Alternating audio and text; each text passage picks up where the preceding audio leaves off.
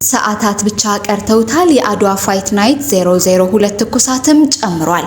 ሰላም የስፖርት አፍቃሪዎች፣ ዛሬ በሀገራችን የተዋጊ ስፖርቶች ታሪክ ውስጥ ትልቅ ትኩረት የሳበውን የኢቲኤፍሲ 002 አድዋ ፋይት ናይት እና እንዲሁም የሶስቱ ሀገራትን የቁንጅና ውድድር ፍልሚያን እንመለከታለን።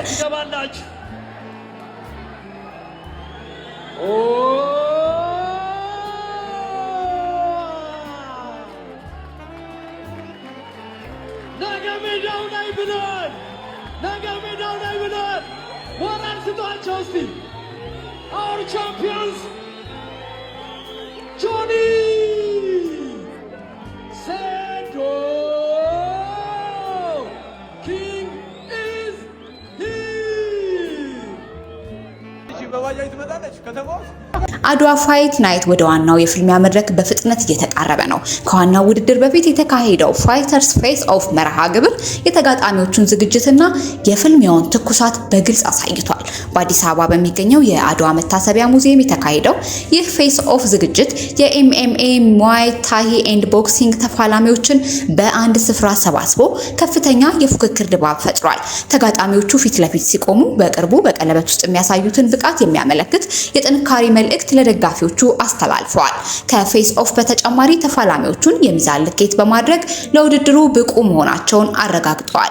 ይህም የፍልሚያ ዋና ቀን እጅግ መቃረቡንና ሁሉም ተጋጣሚዎች በሙሉ ዝግጅት ላይ መሆናቸውን ያሳያል። ስንት ዙር ነው ያለን ብለህ ታስባለህ? መጀመሪያው ዙር ካለፈኝ ማሻር አቋርጣለሁ። ባሸንፈው በመጀመሪያው አልፎ ካሸነፍኩት በኋላ ራሱ ብሩ ለሱ ሰጠዋለሁ። አልፈልግም፣ በቃ እኔ ስራ ቀይራለሁ። በእውነት በል። ዋው! እስከ ስንት ዙር ይላል ብለህ ታስባለህ? እንደ ህዝቡ በለው ካለ ቀስ እያልክ በለው ካለ ቀስ እያልክ ጨርሰው ካለ 5 ሰከንድ ምን ሊፈጅ ይችላል? አሁን ኬጅ ውስጥ አሁን ምን ሊፈጠር ይችላል? አሁን ሁለታችሁ ተገናኛችሁ ምን ሊፈጠራል ብለህ ታስባለህ? ወይ ይታነቃል ወይ እንትን ኖካውት ይወጣል። ከሁለት አንዱ ደሙ ይፈሳል አይደል? እንግዲህ ደሙን ካፈሰሰው ሴዶ ከወሪብት ጋር ቋሚ ሆነን እንሰራለን ብዬ አስባለሁ። ከኔ ጋር መልካም እድል። በዝግጅቱ ላይ የፍልሚያ አዘጋጆች፣ ተጋጣሚዎች፣ የሚዲያ ተወካዮች፣ ታዋቂ ዩቲዩበሮች እና ቲክቶከሮች ተገኝተዋል። የውድድሩን ከፍተኛ ተስፋ አንጸባርቀዋል። ዝግጅቱም በስዊት ቦክስ እና ኢቲኤፍሲ አድዋ ፋይት ናይት ትብብር የተዘጋጀ ሲሆን የኤምፒሳ ጎፍሪ፣ አባይ ቲቪ ከዋናው ሚዲያ የንግድ አጋሮች መካከል ተጠቅሰዋል። አሁን የሁሉም ትኩረት ወደ ዋናው የፍልሚያ ምሽት ተሻግሯል። ደጋፊዎች ተጋጣሚዎች በቃላት የጀመሩትን ፉክክር በተግባር ሲያሳዩ ለማየት በጉጉት እየጠበቁ ናቸው። ኢቲኤፍሲ 002 አድዋ ፋይት ናይት ነሐሴ 21 ቀን 2018 ዓ.ም ከምሽቱ 10 ሰዓት ጀምሮ በአድዋ መታሰቢያ ሙዚየም በድምቀትም ተካሂዷል። ይህ የተዋጊ ስፖርቶች በዓል ማንን እንደሚያሸንፍ ለማወቅ ጥቂት ሰዓታት ብቻ ቀርተውታል። የፍልሚያው ትኩሳትም ጨምሯል። መድረኩም ተዘጋጅቷል። ተጋጣሚዎች ዝግጁ ናቸው። አሁን የሚቀረው የድልና የሽንፈት ታሪክ በቀለበት ውስጥ መጻፍ ብቻ ነው።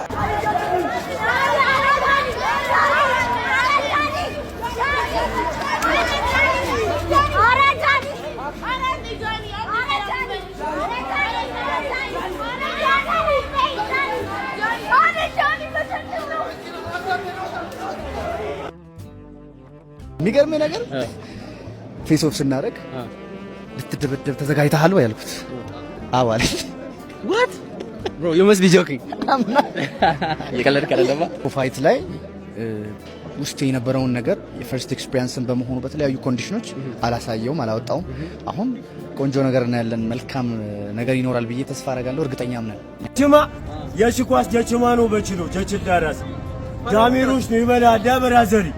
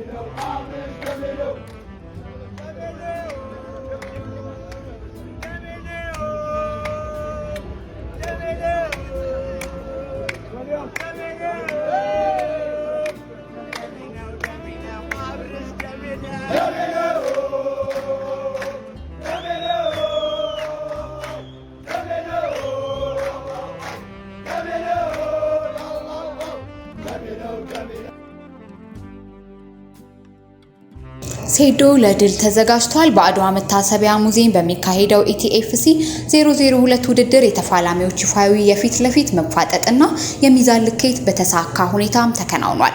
በኤምኤምኤ ሙአይ ታይ እና ቦክሲንግ ዘርፎች የሚካሄደው ይህ ተጠባቂ ውድድር ለመጀመር ሰዓታት ብቻ ነው የቀሩት። በዝግጅቱ ላይ ተወዳጁ ተፋላሚ ሴዶ በከፍተኛ መነሳሳት በሙሉ ዝግጅት መገኘቱን አሳይቷል። በፊት ለፊት መፋጠጡን ወቅቱ ያሳየው መተማመን ጥንካሬ ደጋፊዎቹን የበለጠ ተስፋ እንዲያደርጉም አድርጓል። በርካታ ደጋፊዎቹ ያሉት ሴዶ በዛሬው ምሽት በቀለበት ውስጥ ምን እንደሚያሳይ በትልቅ ጉጉት እየተጠበቀም ሲሆን ብዙዎችም ድሉን እንደሚቀዳጅ ይገምታሉ። ዛሬ ምሽት ሴዶ ደጋፊዎቹን ያስደስታል ወይስ ተጋጣሚው አስደንጋጭ ውጤትን ያስመዘግባል? መልሱን በኢቲኤፍሲ 002 የፍልሚያ መድረክ እናያለን። እኛም ይህንን አበይት ክስተት እየተከታተልን ለእናንተ የምናደርስ ይሆናል። በሌላ በኩል የሶስቱ ሀገራት የጋራ የጋለ ትግር ኤርትራ፣ ኢትዮጵያና ናይጄሪያ በሚስ ወርልድ የድምጽ ውድድር ዓለምን እያንቀጠቀጡት ይገኛሉ። በ75ኛው ሚስ ወርልድ 2026 ፒፕልስ ቾይስ የህዝብ ድምጽ አሰጣጥ ላይ በኤርትራ፣ ኢትዮጵያና ናይጄሪያ መካከል ያለው ፊልሚያ ታሪካዊ ደረጃ ላይ ደርሷል።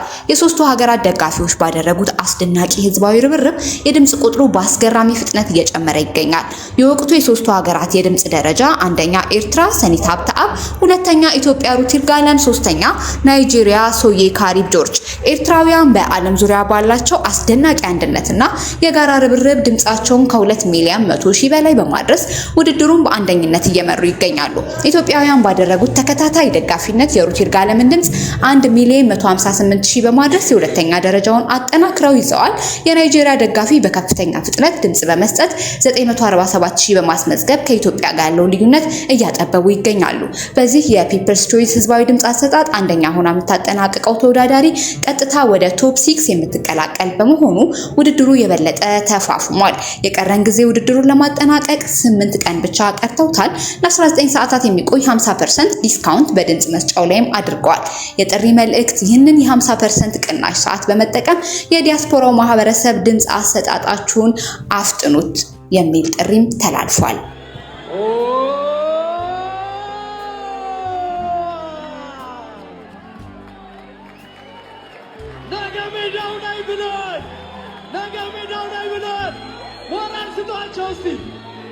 Our champions,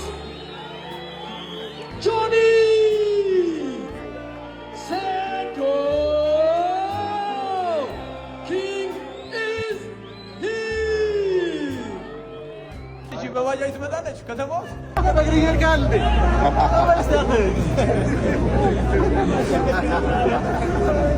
Did you go away to Madrid? Because I was.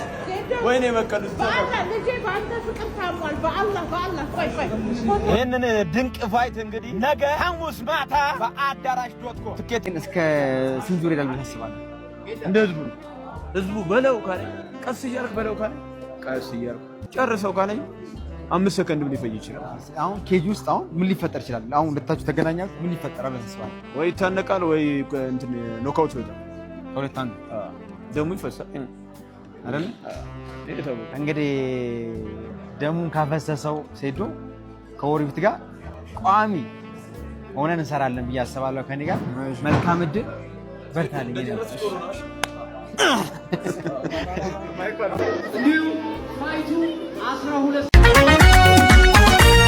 እንኳን ደህና መጣችሁ ወደ ማልቲቪ